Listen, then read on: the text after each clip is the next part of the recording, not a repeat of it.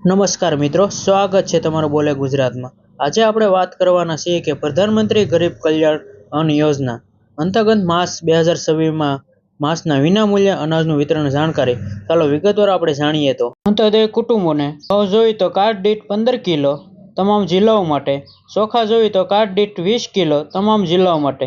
અગ્રતા ધરાવતા કુટુંબોને ઘઉં જોઈએ તો વ્યક્તિગત 2 કિલો, ચોખા જોઈએ તો આપણે વ્યક્તિગત 3 કિલો। માર્ચ 2026 માસમાં રાજ્ય સરકાર દ્વારા તુવેર દાળ, ચણા, ખાંડ અને મીઠાનું રાહત દરે વિતરણ અંગેની જાણકારી। તુવેર દાળ જોઈએ તો એનએફએસએસ કુટુંબોને કાર્ડ દીઠ 1 કિલો ભરવાપત્ર 50 રૂપિયા। ચણા જોઈએ તો એનએફએસએસ કુટુંબોને કાર્ડ દીઠ 1 કિલો ભરવાપત્ર 30 રૂપિયા। ખાંડ જોઈએ તો અંત્યોદય કુટુંબોને વ્યક્તિગત સુધી કાર્ડ દીઠ 1 કિલો ભરવાપત્ર 15 રૂપિયા।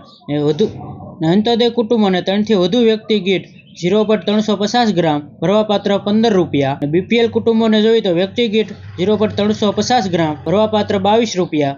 મીઠું જોઈએ તો એનએફએસએસ કુટુંબોને કાર્ડ દીઠ 1 કિલો ભરવાપાત્ર 1 રૂપિયા।